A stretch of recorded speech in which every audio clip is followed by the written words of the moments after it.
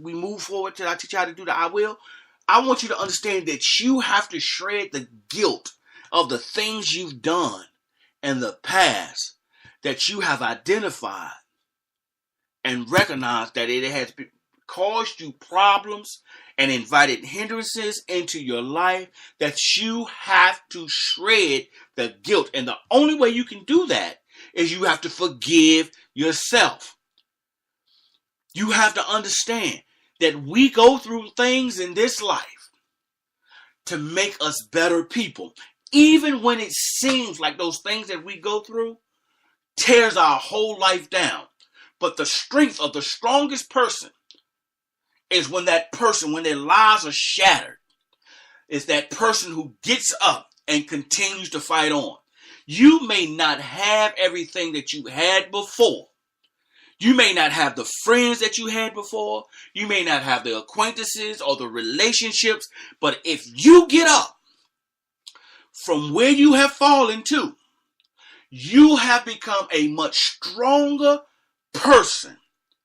And you become one of the sought after people in this world because you now have the tool to know that regardless of what happens in my life, that I can get up because I am better than when I thought I ever was.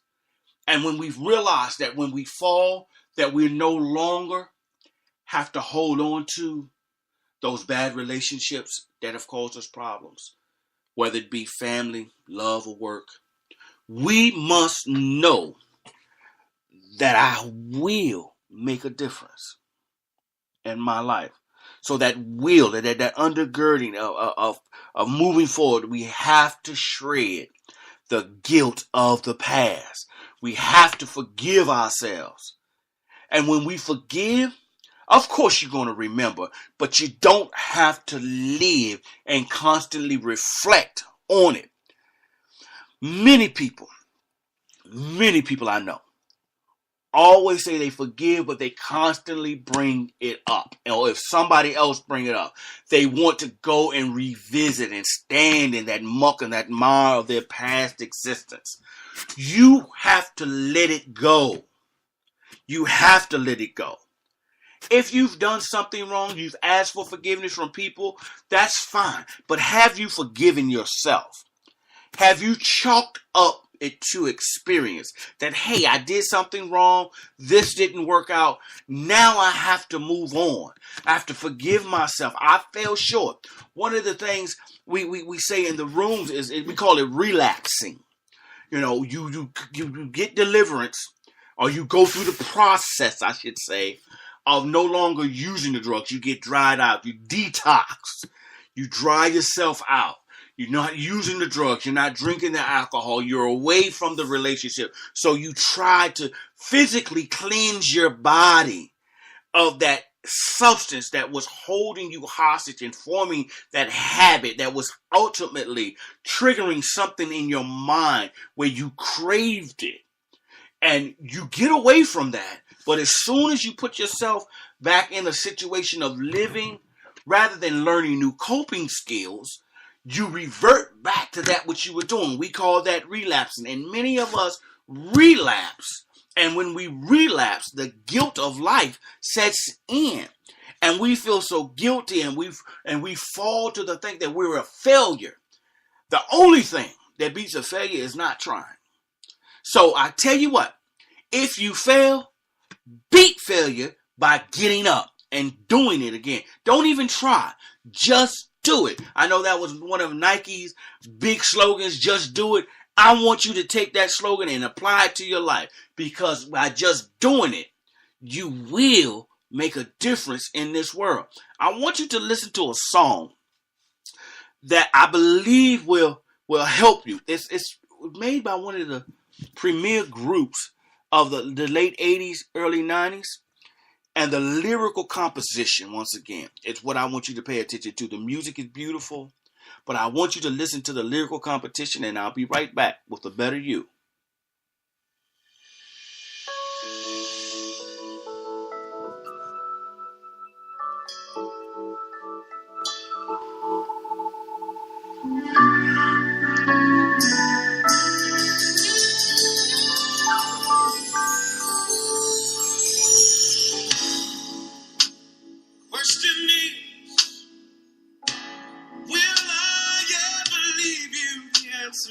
No, no, no, no, no, no, no, no, no.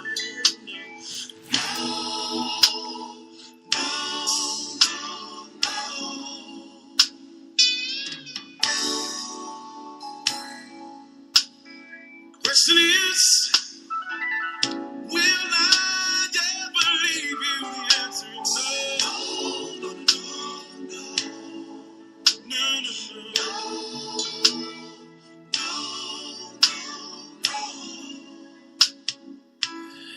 I love the Lord. He's so dear to me. Though he died that I might be free. I was asked this question years ago, and the answer is still no. Now the question is, will I do his will? And the answer is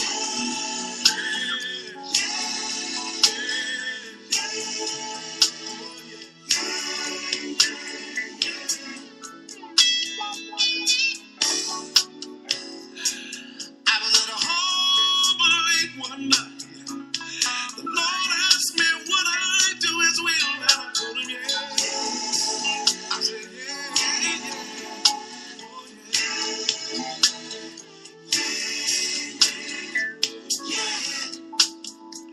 No, not much, but I presented my body, living sacrifice.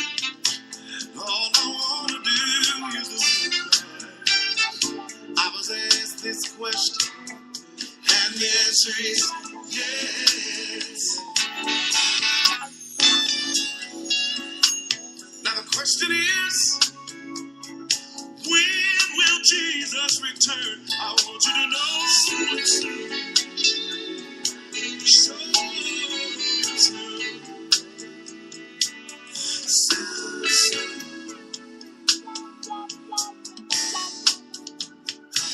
look at the trouble all over the world. I'm telling every man, woman, boy, and girl is coming soon. So very soon.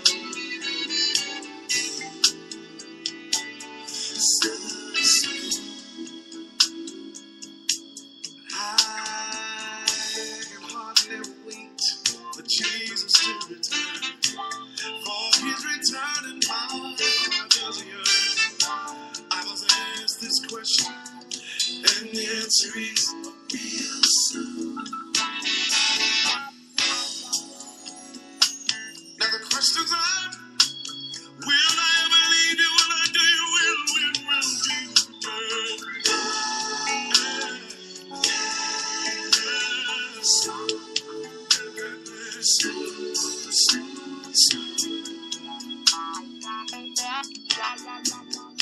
Will I ever leave you? Will I do your will? When will Jesus return? Oh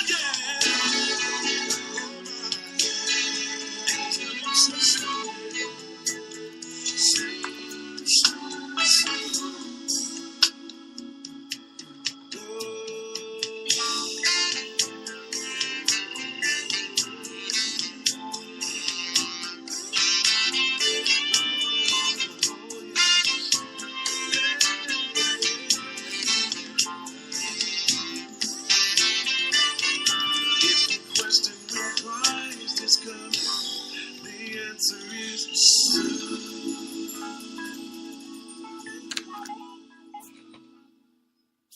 Welcome back to A Better You. I'm your host, William O. It is a great pleasure and an honor to be representing Life Enhancement Radio Group. It is also a wonderful honor to be representing Interactive Life Solutions, which is my coaching company. We are such a wonderful and powerful entity that we suggest that you think about, that you decide, that you come aboard, that you check us out so that we can help you become a better you.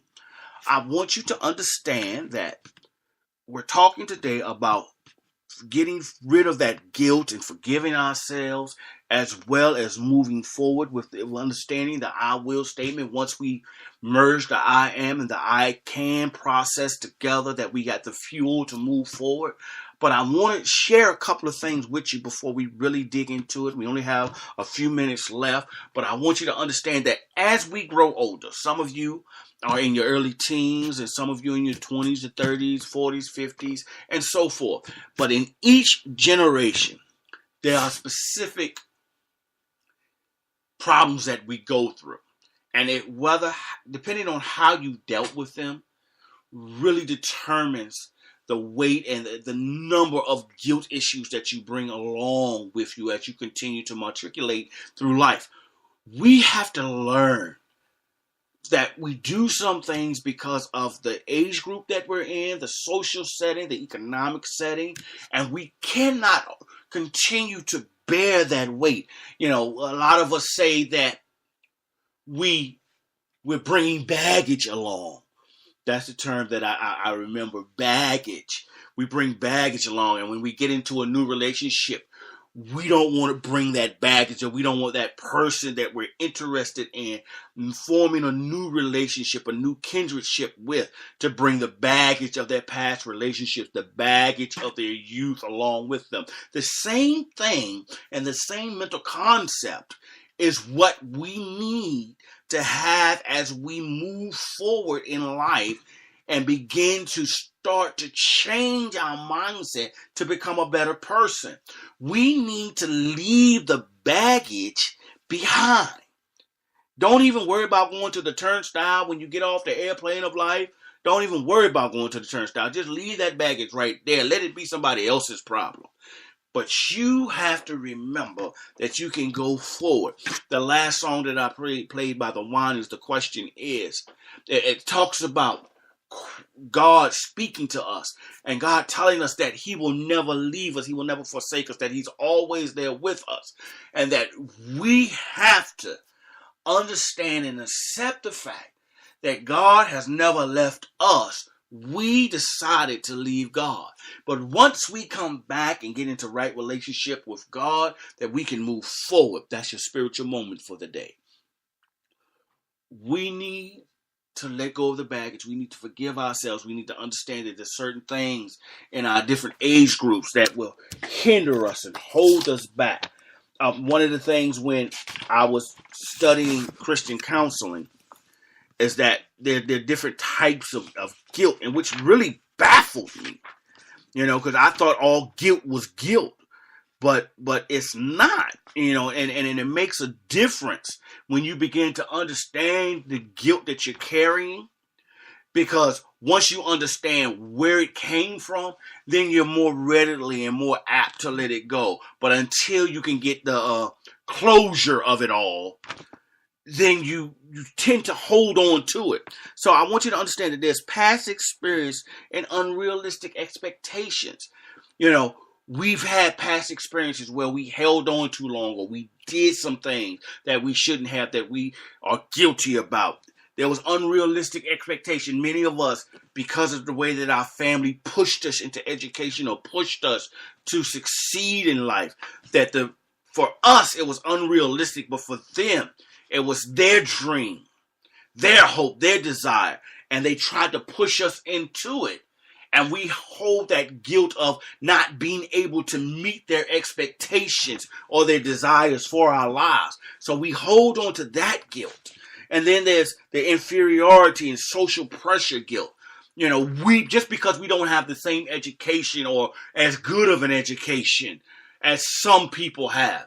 The only difference in the education, I truly believe this, and this is just me, William O, saying this, is that it's not the school, but the effort that you put into the teaching, the learning of the teaching, because we have the same quality of teachers out there in the world in various schools. There are teachers in what consider AAA schools, and just as good and just as astute as the teachers in Ivy League schools. But the difference is